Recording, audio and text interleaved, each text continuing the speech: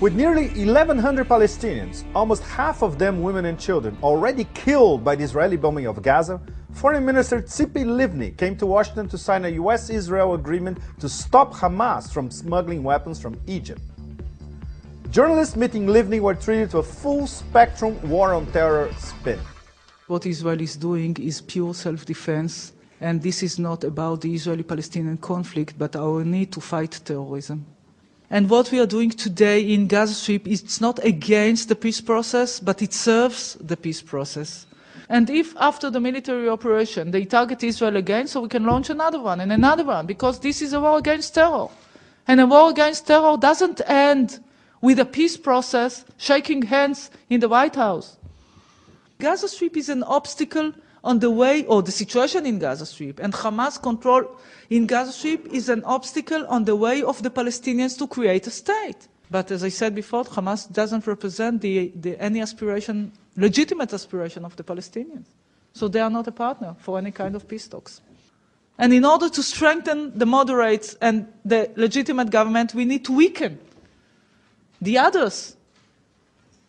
This is now the conflict. On one side, there is Israel, the legitimate Palestinian government, other moderate states in the region. They don't want Hamas to have any kind of victory on this, because they have their own radical elements back home. So in changing the perception of the conflict, I hope that there is a better understanding that in doing so, we can continue the peace process. It doesn't stop the peace process. It helps the moderates. Why Israel not allowing journalists, international journalists and Israeli journalists to cover Gaza and acting like Zimbabwe or Burma? Isn't it our right to exercise whether our life is in risk or not? I think that there is, I don't know whether there is a decision of the Israeli Supreme Court on this, but I think that the answer that was given is because of security reasons, but I need to check it because I think that there is a new decision by the Israeli Supreme Court, but I would like to check it, so I don't want to give an answer to this right now. Russell Mokhiber, I believe... Ryan, please keep your questions short, very short. I'll be short. I'll try to do so with my answers.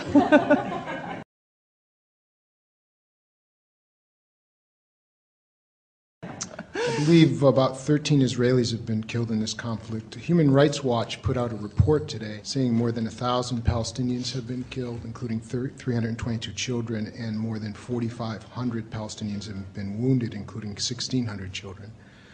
The report accuses Israel of engaging in war crimes. By using this weapon in such circumstance, Israel is committing indiscriminate attacks in violation of the laws of war. I'd like your response to that. No. Israel is acting not only according to the international law, but according to our values. And the Israeli soldiers are trying to avoid any kind of civil casualties.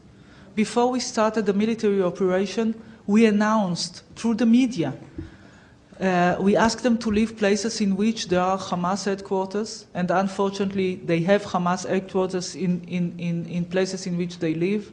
This is a highly populated place.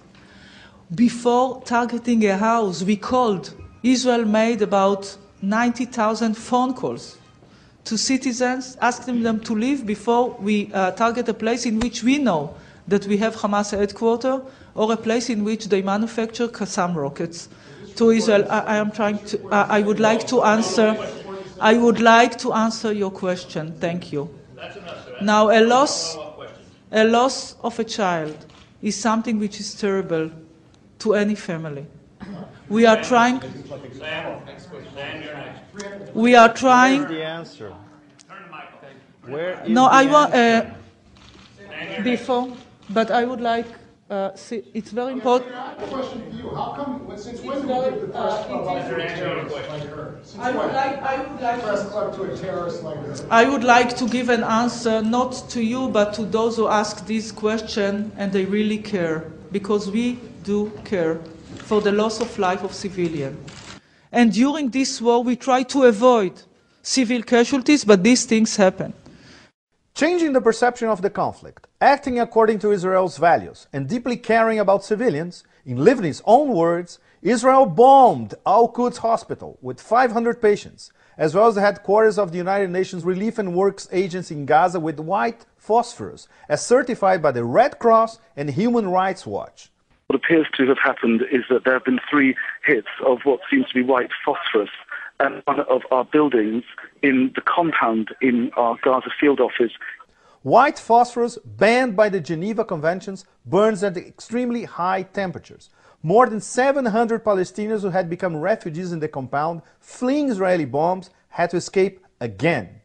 UN Secretary General Ban Ki-moon made known his, I quote, strong protest and outrage, as he said the Palestinian civilian death toll was, I quote, unbearable. Was Israel condemned at the UN? No. And why? Because Israel and the US blocked it. Questions that do not fit Israel's spin are silenced.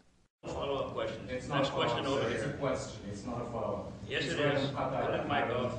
Peter, I'm sorry, you're I don't allowing care. speeches. Short question. I'm sorry, Peter, I respect you tremendously, but you're allowing speeches here and you're allowing virtually no questions. Short question, Sam. Why did you, the Sam Husseini from IPA Media, why did you continue the blockade of Gaza? And you continue the blockade of Gaza. You've stopped several civilian boats from giving aid to the Free Gaza boat, for example. You cited a blockade as the cause for the 1967 war. When you had a truce with Hamas, you continued the blockade of Gaza, a cause for war by your own definition. No, Peter, you're being very unfair, Peter. Let him ask the question. Let him ask the question. And on November 4th, you killed 6 Gaza people. Why did you do that? Why did you, in effect, kill the ceasefire with the blockade and the November 4th action? The crossings between Israel and Gaza are open for humanitarian needs, and they were open for humanitarian needs during the truce, before that, and even now during the military operation. Thank you. Why are you stopping the boat? I think that you asked for short just last week? No follow-ups. No follow-ups. This isn't a press conference, Peter. Israel not only has the power to stop journalists from even entering Gaza, it can also muscle out the US into cutting off their mics, the better to hide the killing fields of Gaza.